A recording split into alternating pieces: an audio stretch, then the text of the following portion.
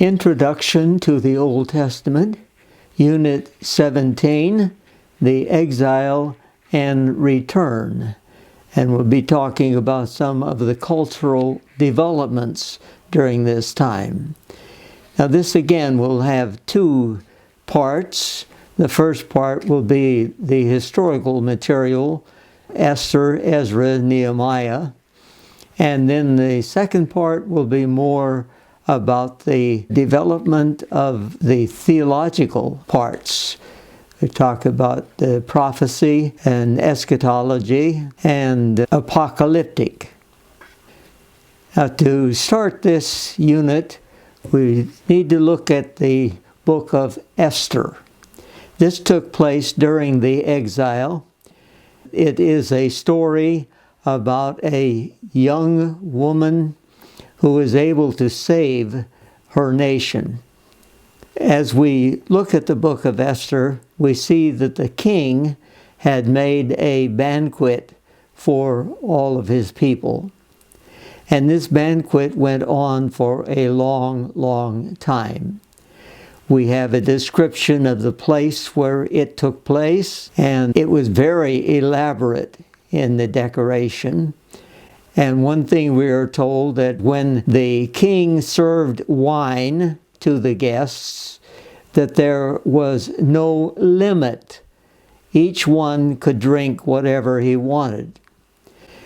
And then we are told that when the king's heart was full of wine, or he was probably tipsy, he ordered his eunuchs to bring in his wife Vashti just to show her off. She was a beautiful woman, and she refuses. This was not expected. The women were to obey their husbands.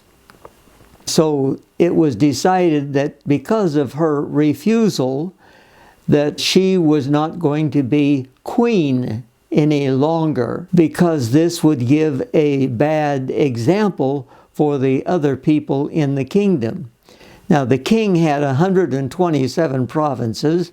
He ruled everything from India to Kush. And so they decided they had to make an example of this queen. It was decided then that you've got to have a replacement.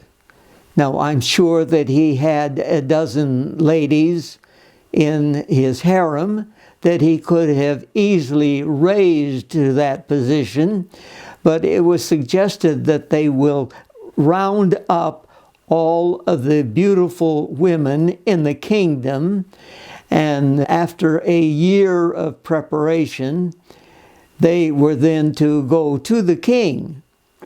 They would go to him in the evening.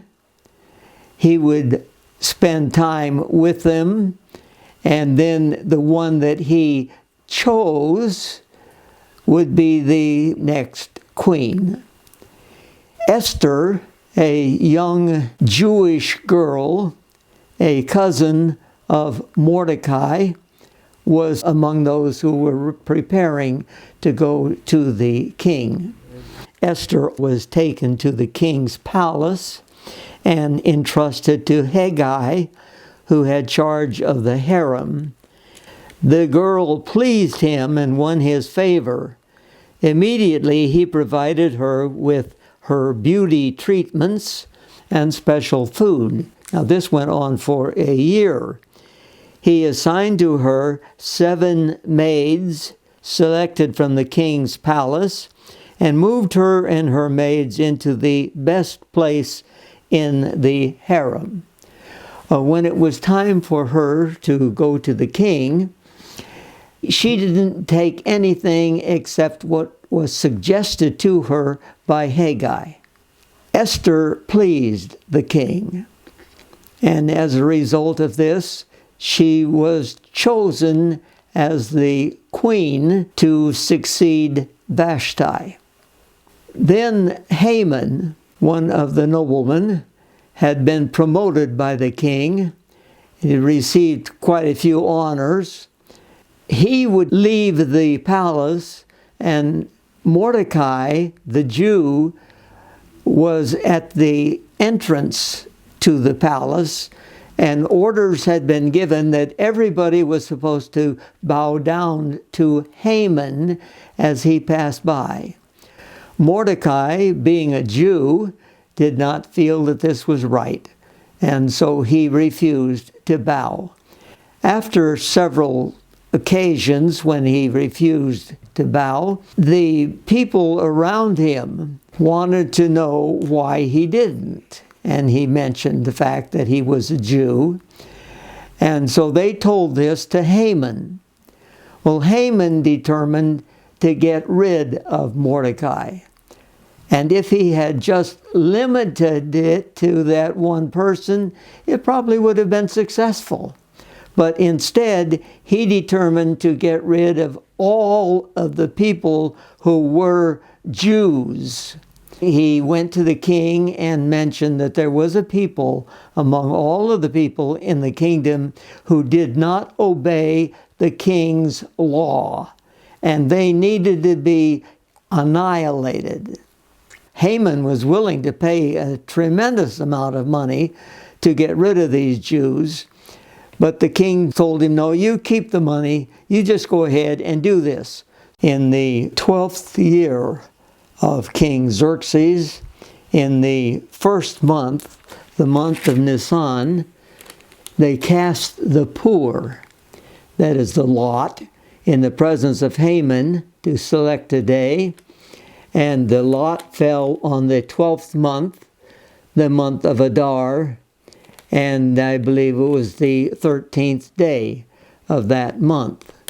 So on the 13th day of the 12th month, then the people in the kingdom were supposed to kill all of the Jews and take whatever property they had.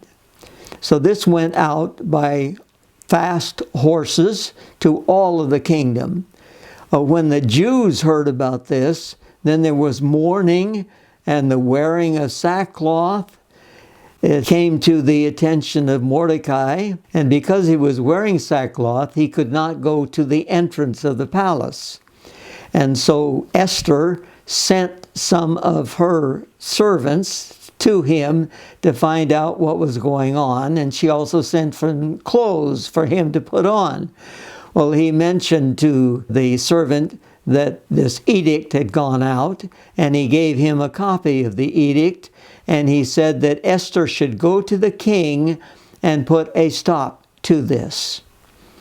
Well, Esther sent back word, you don't go to the king unless you've been invited. And even though she's queen, she hasn't seen the king in over a month. So when Mordecai says, perhaps you have come to the kingdom for such a time as this, then she decided, all right, I want all of the Jews in the city to fast. She will fast, and her servants will fast, and then she will go to the king. And so this is what she does. When she enters the room where the king is, the king saw her, and he held out to her the scepter that was in his hand. This then allowed her to approach the king without fear. Because the law was, if anyone went into the king's judgment hall without being invited, he was killed. But the king held out the scepter, and that allowed Esther to approach. And when she came, she went through the formalities that you normally do when you are coming before the king. And then the request that she made was that the king and Haman come to a banquet that she had prepared for them. So this was fine with Haman. They went to the banquet, and then the king asked again, what is your request? And he says, up until half of the kingdom, it will be given to you. Now, this is often used in these cases where the king says, you can ask whatever you want. If the person had asked for half of the kingdom, he probably wouldn't have gotten it. But this is the way it was stated. And so Esther says, all right, I want you and Haman to come again to a banquet that I will prepare for you tomorrow. And so this was settled. Well, that night, the king couldn't sleep. And so he had the court records brought in. And they read about Mordecai, how he had learned that 2 of the gatekeepers were planning to assassinate the king. So he told this to Esther, and Esther told it to the king. But Mordecai was given credit for it.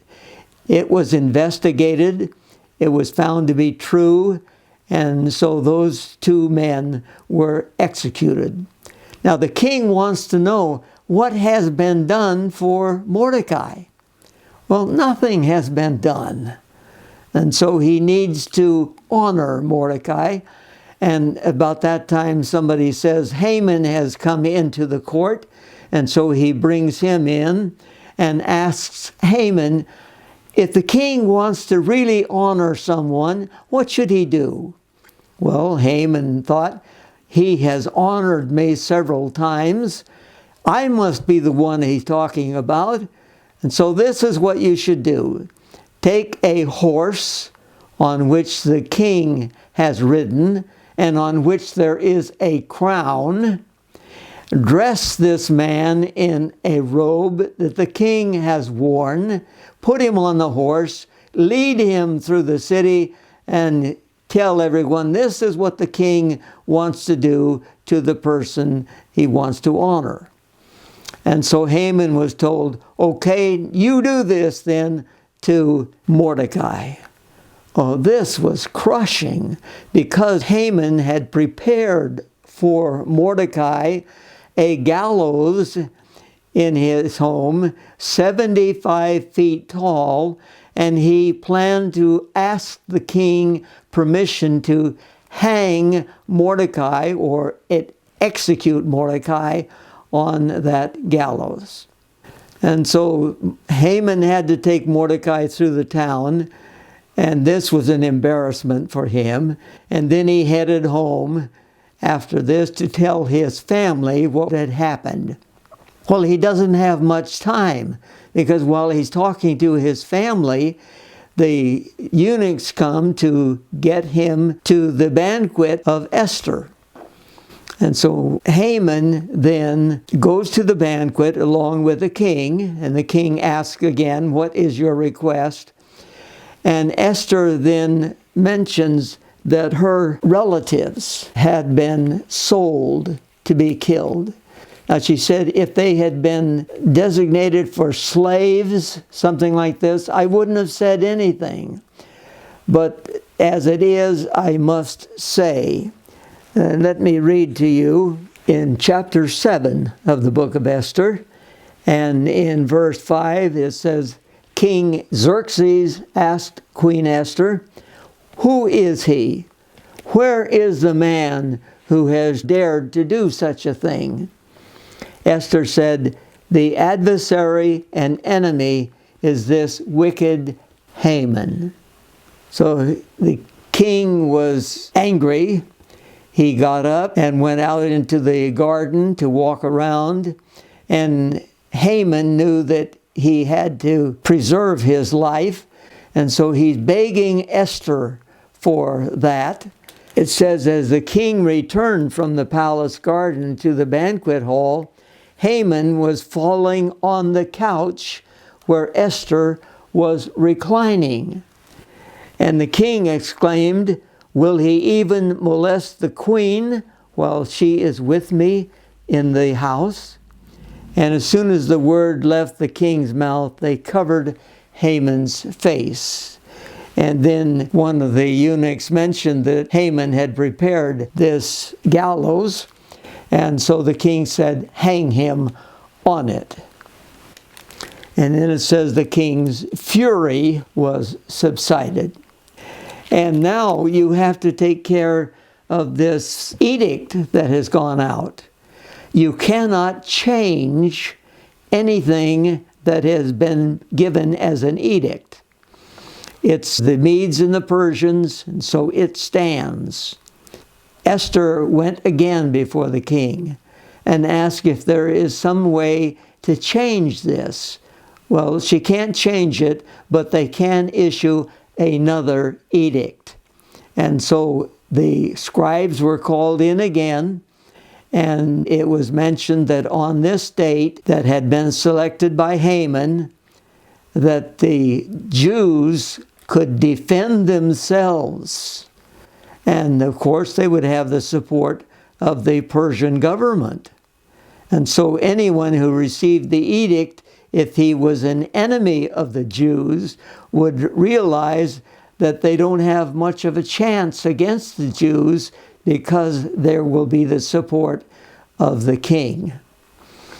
And so this went out that on that day they would be able to defend themselves. And it says that when that day came, they fought against their enemies. They killed thousands of them, but they did not take any of the loot themselves. The estate of Haman was given to Esther. Mordecai took over the running of that estate, and Mordecai was also an advisor to the king. So he was raised to a high position. And then after this, it says in chapter 8, verse 15, Mordecai left the king's presence wearing royal garments of blue and white, a large crown of gold, and a purple robe of fine linen. And the city of Susa held a joyous celebration. For the Jews, it was a time of happiness and joy, gladness, and honor. In every province and in every city, wherever the edict of the king went, there was joy and gladness among the Jews. And so in chapter 9 tells us how the Jews overcame their enemies. The king asked Esther again what should be done, because he mentions the number of people that were killed. In chapter 9, verse 12, the king said to Queen Esther, "The Jews have killed 500 men, and the 10 sons of Haman in the citadel of Susa. What have they done in the rest of the king's provinces? Now, what is your petition? It will be given you. What is your request? It will also be granted." And so she wants the same thing to happen the next day. And so this was done. Then we are told that because of the city, Susa, 2 days are celebrated for this feast of Purim. In the countryside, just 1 day celebrates Purim. Then the rest of the book of Esther is edicts going out from Mordecai and Esther to establish this as an annual celebration, the Feast of Purim. And this is what is done every year now. They celebrate Purim. Now that is then the saving of the Jews by Queen Esther. Now we know that the Jewish people had been in Babylon, and Jeremiah had predicted there would be 70 years until they would be freed. Well, Cyrus became the king of all of the area, and he issued a decree that anyone who wanted to could return to their ancestral home. So this meant that the Jews who were in Babylon could return to Jerusalem. And this is what they did. There is in the book of Ezra an account of this. Ezra himself did not return when the first group did, but Ezra is the one who tells us about it. In chapter 6 of Ezra, it says, "In the first year of King Cyrus, the king issued a decree concerning the temple of God in Jerusalem. Let the temple be rebuilt as a place to present sacrifices, and let its foundations be laid." And then he gives the dimensions of this temple. And the costs are to be paid by the royal treasury. The gold and silver articles that Nebuchadnezzar took and put in his temple at Babylon were to be returned to Jerusalem. And so this is what we find in the book of Ezra. And we find also that there were a lot of opposition. Many people did not want the Jews to come back and establish an independent kingdom. In the first couple of chapters of the book of Ezra, we are given names of the people who returned. And we have a summary of that in chapter 2, verse 64. The whole company numbered 42,360, besides their 7,337 men servants and maid servants. So you see that the ratio here is about 1 in 5 is a servant or a slave. And they also had 736 horses, 245 mules, 435 camels, and 6,720 donkeys. In verse 68 of chapter 2, when they arrived at the house of the Lord in Jerusalem, some of the heads of the families gave free will offerings toward the rebuilding of the house of God on its site. According to their ability, they gave to the treasury for the work 61,000 drachmas of gold, 5,000 minas of silver, and 100 priestly garments. So they begin building the temple. They first lay the foundation. Now, the first thing they do, of course, is to establish the altar so that they can go ahead and offer their sacrifices in spite of no temple being built. They lay the foundation with praise and thanksgiving. They sang to the Lord, "He is good. His love to Israel endures forever." In chapter 4 of the book of Ezra, we have the opposition to the rebuilding.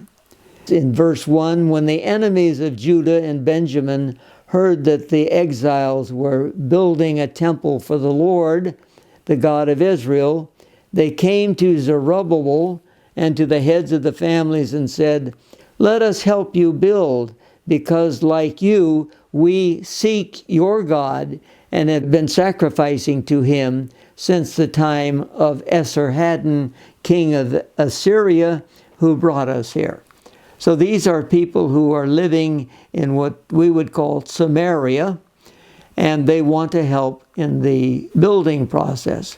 But they are refused by the Jews. The Jews say, "No, we have to do it by ourselves. You can't help us." And this is what causes the opposition. They try to stop them then from building. In verse 4, then the peoples around them set out to discourage the people of Judah and make them afraid to go on building. They hired counselors to work against them and frustrate their plans during the entire reign of Cyrus, king of Persia, and down to the reign of Darius, king of Persia.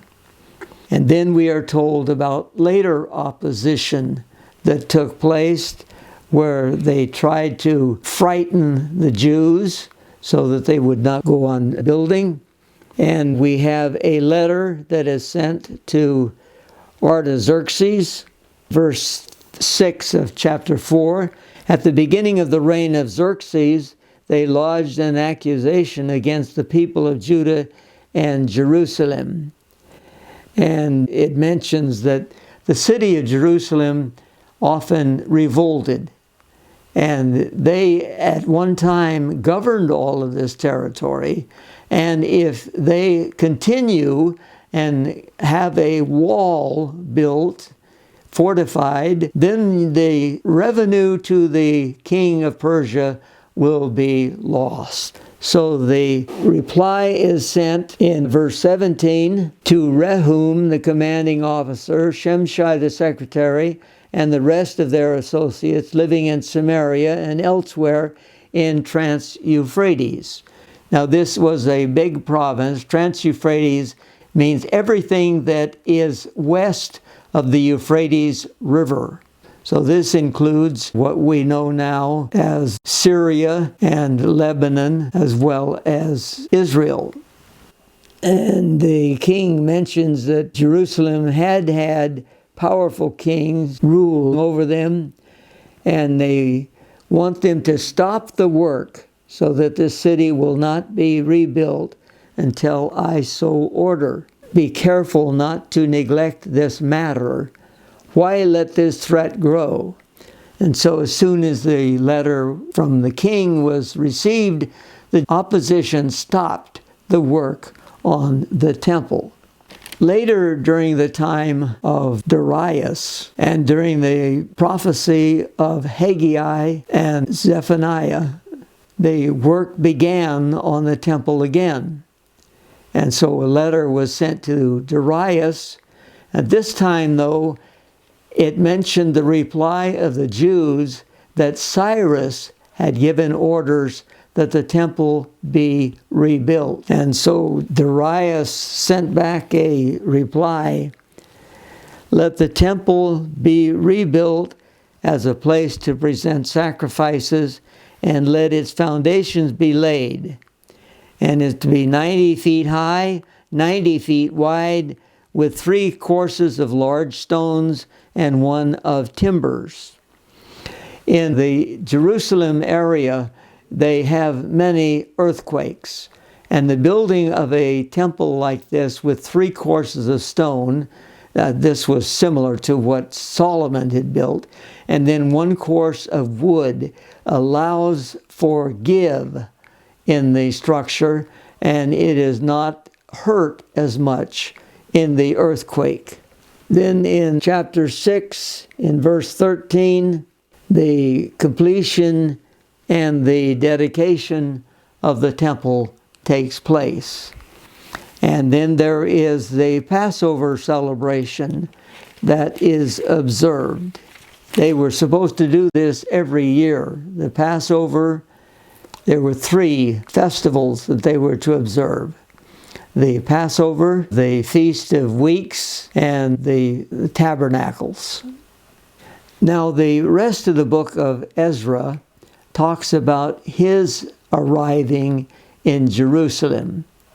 He brings with him additional people and a gift from the king of Persia, and he also runs into problems that they are facing in Jerusalem. In chapter 8, verse 31, it says, "On the 12th day of the first month, we set out from the Ahava Canal to go to Jerusalem. The hand of our God was on us, and he protected us from enemies and bandits along the way. So we arrived in Jerusalem, where we rested 3 days."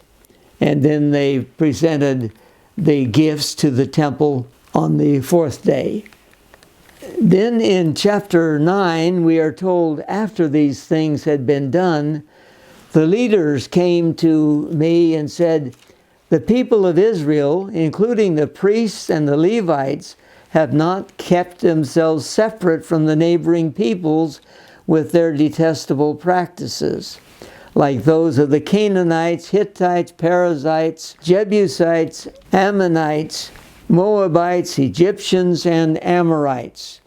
Now, of course, the people under Joshua, when they took the land, were supposed to annihilate all of those foreigners, or those that were the enemies of Israel. Now they had intermarried with them. When Ezra learns of this, in verse 3 of chapter 9, I tore my tunic and robe, pulled hair from my head and beard, and sat down appalled. It's the rainy season, and so they can't stand outside all the time. So they decide there's going to be a committee that will hear all of these cases, and then they will dismiss their wives, they will divorce them, and send away the children. And so this is what is done. And you have a prayer of Ezra and a confession of the people. Then you have a list of all of those people who had married foreign wives. So if you sin enough, then your name gets in the scripture. Among the descendants of the priests, this is chapter 10, verse 18, the following had married foreign women. And you have among the Levites, and then the descendants of the other people, many of them had married foreign wives, but now they sent them away. And in verse 33, it said, all these had married foreign women, and some of them had children by these wives. So that's the story of the return that is given to us by Ezra. Now there is also the material in Nehemiah. Nehemiah was a cupbearer to the king of Persia, and his brother had arrived and told him about conditions in Judah. These were not good. He says that they're back in the province. This is in the book of Nehemiah. And verse 3, they are in great trouble and disgrace. The wall of Jerusalem is broken down, and its gates have been burned with fire. This troubled Nehemiah, and so he prayed about it. And then the king noticed he wasn't his cheerful self. In chapter 2, verse 1, in the month of Nisan, in the 20th year of King Artaxerxes, when wine was brought for him, I took the wine and gave it to the king. I had not been sad in his presence before. So the king asked me, why does your face look so sad when you are not ill? This can be nothing but sadness of heart. And so Nehemiah tells him what he had heard and asks for permission to go to Jerusalem and rebuild the wall. The king, and his wife was sitting next to him, gave him permission to do this after he had told him how long this was going to take. And it's several years that he was appointed as the governor in Judah. When Nehemiah goes, he has with him an escort. Now, in the book of Ezra, Ezra didn't want to ask the king for an escort because he had already told him that their God was able to take care of them. But Nehemiah is a more practical person, and so he asks for aid. He not only wants an escort, military man, but he wants letters to the keepers of the forest in Lebanon so that he can get the wood that he needs for his construction purposes. When Nehemiah arrived in Jerusalem, he makes a survey of what needs to be done. Nobody knows what he intends to do. But he makes a survey.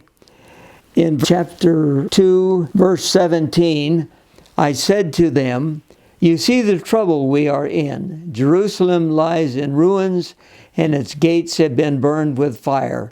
Come, let us rebuild the wall of Jerusalem, and we will no longer be in disgrace." I also told them about the gracious hand of my God upon me, and what the king had said to me. So they began the work on the wall. What Nehemiah does is to have people work near their homes, those who are living in Jerusalem. Now, there aren't very many people in Jerusalem. In fact, later, after the walls have been completed, they then move some of the other people into Jerusalem itself so that there will be enough to defend the city. But just to show you how they did it, in chapter 3, Eliashib the high priest and his fellow priests went to work and rebuilt the sheep gate. Of course, the sheep gate would be near the temple. This is where the sheep were brought in for sacrifice. And it says they dedicated it, set its doors in place, building as far as the Tower of the 100, which they dedicated, and as far as the Tower of Hanamel. The men of Jericho built the adjoining section, and Zakur, son of Imri, built next to them. And in verse 3, the fish gate was rebuilt by the sons of Hasanaah. They laid its beams and put its doors and bolts and bars in place. And then we're told of other people. And interesting comment is made in verse 5. The next section was repaired by the men of Tekoa, but their nobles would not put their shoulders to the work under their supervisors. So you have even some of the Jews who had returned refused to help in the rebuilding of the walls. Verse 8, Uzziel, son of Harhaiah, one of the goldsmiths, repaired the next section, and Hananiah, one of the perfume makers, made repairs next to that. They restored Jerusalem as far as the broad wall. And it's interesting that in the archaeological work in Jerusalem, they have discovered that broad wall that is mentioned here in the book of Nehemiah. And then others are mentioned who repaired parts of the city wall. And the closing comment in verse 31 of chapter 3, next to him, Malchijah, one of the goldsmiths, made repairs as far as the house of the temple servants and the merchants, opposite the inspection gate, and as far as the room above the corner. And between the room above the corner and the sheep gate, the goldsmiths and merchants made repair. Now, while they're doing this building, there is opposition from the enemy. And we are told about that in chapter 4. When Sanballat heard that we were rebuilding the wall, he became angry and was greatly incensed. He ridiculed the Jews, and in the presence of his associates and the army of Samaria, he said, "What are these feeble Jews doing? Will they restore their wall? Will they offer sacrifices? Will they finish in a day?" And then in verse 3 it says, Tobiah the Ammonite, who was at his side, said, "What they are building, if even a fox climbed up on it, he would break down their wall of stones." So they ridiculed the Jews, first of all, trying to hinder the rebuilding of the walls. Each time Nehemiah prays to God that he will guide him in this. In verse 7 of chapter 4, when Sanballat, Tobiah, the Arabs, the Ammonites, and the men of Ashdod heard that the repairs to Jerusalem's walls had gone ahead and that the gaps were being closed, they were very angry. They all plotted together to come and fight against Jerusalem. Oh, this became known to the Jews. It was reported to the Jews. So now Nehemiah arms part of the people. So they have weapons with them while they are building. Because this is known, no attack is made. Nehemiah has difficulty with some of the people living in Judah. They are working hard, but some of them are poor, and they wind up in debt. And in chapter 5, verse 1, now the men and their wives raised a great outcry against their Jewish brothers. Some were saying, we and our sons and daughters are numerous. In order for us to eat and stay alive, we must get grain. Others were saying, we are mortgaging our fields, our vineyards, and our homes to get grain during the famine. And still others were saying, we have had to borrow money to pay the king's tax on our fields and vineyards. Although we are of the same flesh and blood as our countrymen, and though our sons are as good as theirs, yet we have to subject our sons and daughters to slavery. They sell their children in order to pay their debts. So Nehemiah then takes action. He says in verse 7, I pondered them in my mind and then accused the nobles and officials. I told them, you are exacting usury from your own countrymen. So I called together a large meeting to deal with them. And then he tells them, don't take any interest in the loans that you make. In verse 9, he says, what you are doing is not right. Shouldn't you walk in the fear of our God to avoid the reproach of our Gentile enemies? Some of their people had been sold into slavery, and it was the practice for the nobles to buy them back. Well, if these people are making it so that they have to go into slavery, this means that more people are going to have to be brought back. And so he had an oath taken by the nobles and officials. Verse 13 of chapter 5, it says, I also shook out the folds of my robe and said, in this way may God shake out of this house and possessions every man who does not keep this promise.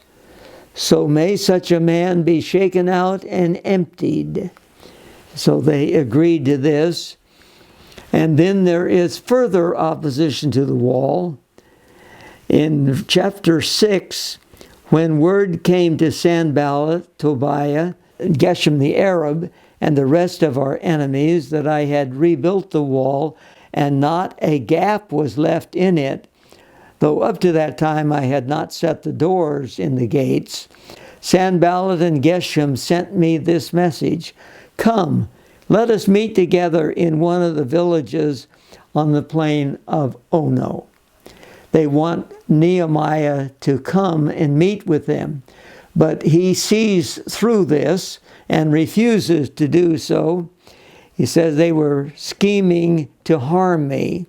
So I sent messengers to them with this reply, I am carrying on a great project and cannot go down. Why should the work stop while I leave it and go down to you? So 4 times they sent the same message to him, and each time he gave them the same reply. And then the 5th time, in verse 5, Sanballat sent his aide to me with the same message, and in his hand was an unsealed letter in which was written, It is reported among the nations, and Geshem says it is true, that you and the Jews are plotting to revolt, and therefore you are building the wall. Moreover, according to these reports, you are about to become their king, and have even appointed prophets to make this proclamation about you in Jerusalem. There is a king in Judah. Now this report will get back to the king. So come, let us confer together. Now you may be familiar with this sort of thing. This is called misinformation. It is a lie. And that is exactly what the left does on every occasion. And that's what they're doing here to try to discredit Nehemiah. And he prayed, now strengthen my hands. And then not only does he have this coming from outside, but there are problems inside. In verse 10, one day I went to the house of Shemaiah, son of Delaiah, the son of Mehadabel, who was shut in at his home. He said, let us meet in the house of God inside the temple, and let us close the temple doors, because men are coming to kill you. By night they are coming to kill you. But I said, should a man like me run away? Or should one like me go into the temple to save his life? I will not go. I realized that God had not sent him, but that he had prophesied against me because Tobiah and Sanballat had hired him. He had been hired to intimidate me so that I would commit a sin by doing this, and then they would give me a bad name to discredit me. Sound familiar? The same thing that is going on in our country today. Nehemiah has another prayer in verse 14. Remember Tobiah and Sanballat, O my God, because of what they have done. Remember also the prophetess Noadiah and the rest of the prophets who have been trying to intimidate me. So you have many of the religious personnel who shouldn't be doing this. They're actually trying to discourage Nehemiah. And then the completion of the wall is there, and they are going to dedicate the wall. Now in chapter 7, beginning with verse 4, you have a list of the people who had returned to Judah from exile. And this is exactly the same as that appears in the book of Ezra. And it finishes the same way, giving us the full number of people, the number of servants, horses, mules, camels, and donkeys.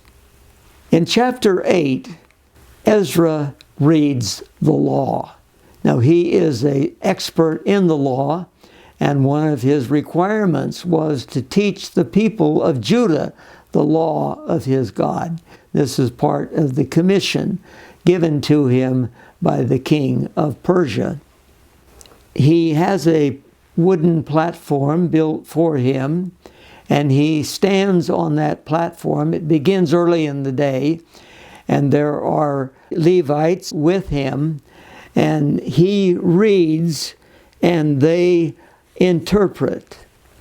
In verse 8 of chapter 8, they read from the book of the law of God, making it clear and giving the meaning so that the people could understand what was being read. The law is in Hebrew.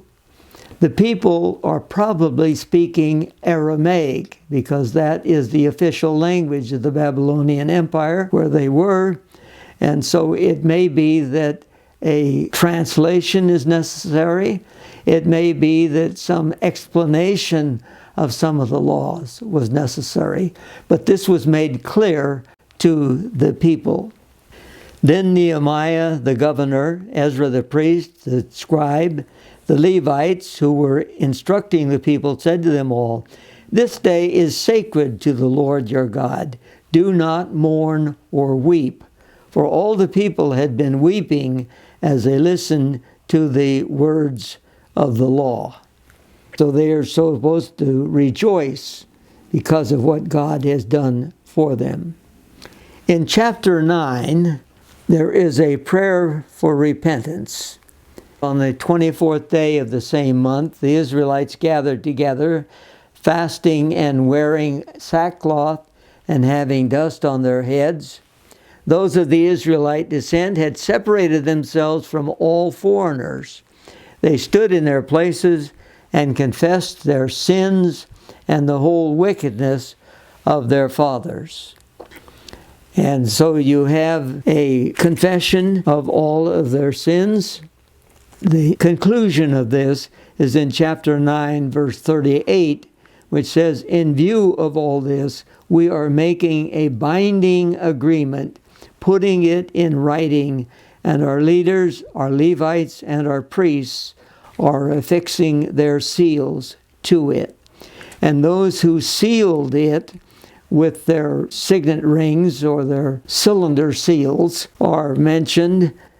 You have Nehemiah the governor, the son of Hakaliah, and then several others who sealed that, and then the Levites, and then the leaders of the people. What they promise is in verse 30. "We promise not to give our daughters in marriage to the peoples around us, or take their daughters for our sons. When the neighboring peoples bring merchandise or grain to sell on a Sabbath, we will not buy from them on a Sabbath or on any holy day. Every 7th year we will forego working the land and will cancel all debts.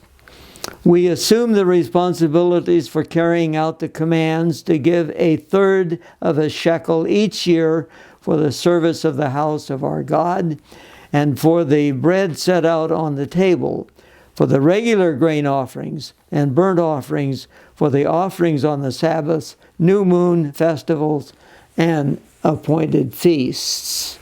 So all of this should be taken care of. But this promise is not going to last. As happens so frequently, what they intend is not what actually proves to be the case. Before we get to that, however, we need to move more people into the city of Jerusalem, and that takes place in chapter 11. It says, "The leaders of the people settled in Jerusalem, and the rest of the people cast lots to bring one out of every 10 to live in Jerusalem." So 10% of the people are asked to move into the city of Jerusalem. And then their names are given from the descendants of Judah and from the descendants of Benjamin. Oh, even though it says so many times that one tribe is left to Judah, there really is the tribe of Judah and the tribe of Benjamin, and probably the tribe of Simeon, because they have an inheritance inside the tribe of Judah.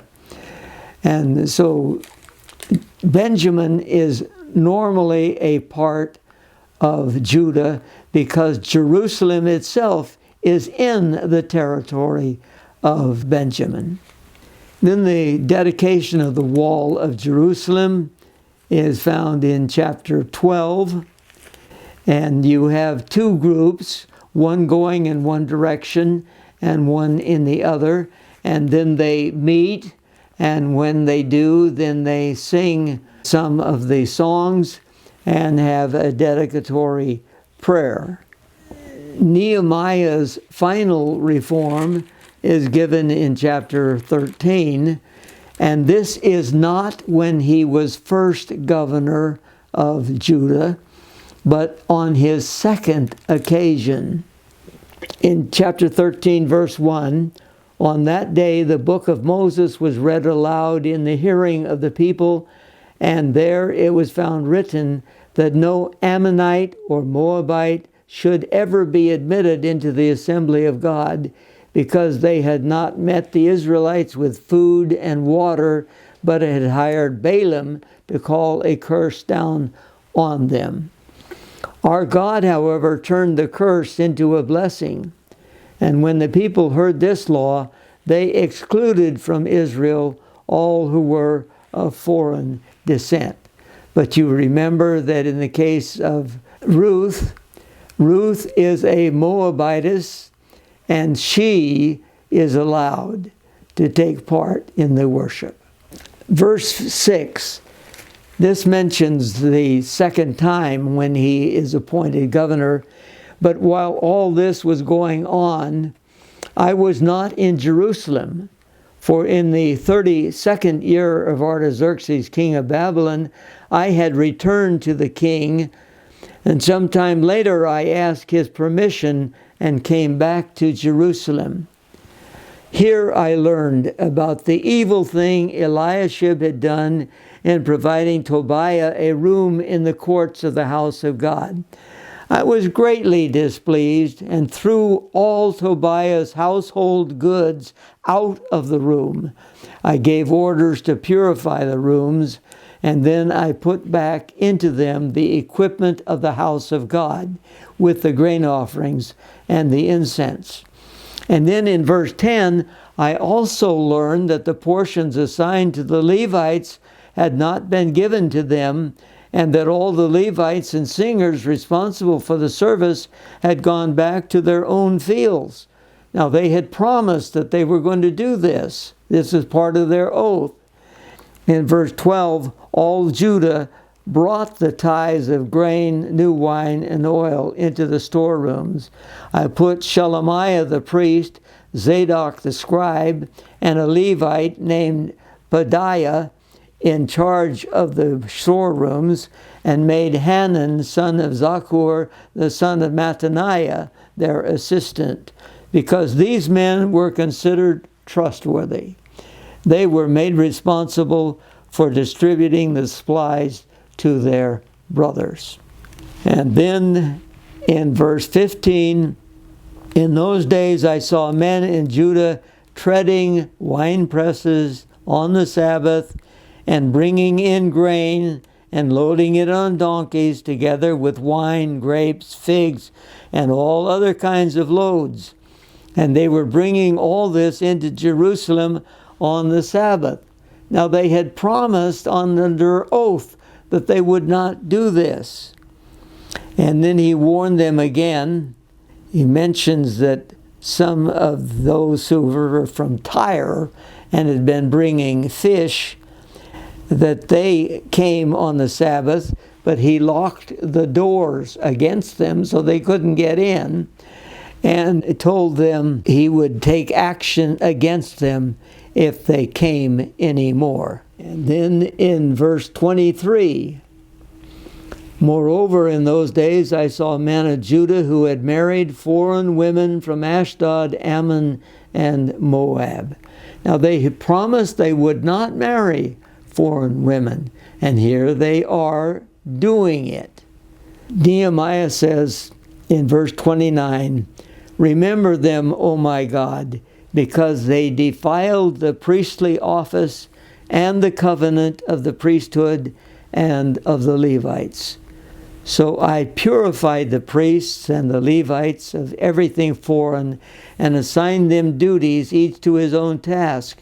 I also made provisions for contributions of wood at designated times, and for the first fruits. Remember me with favor, O my God.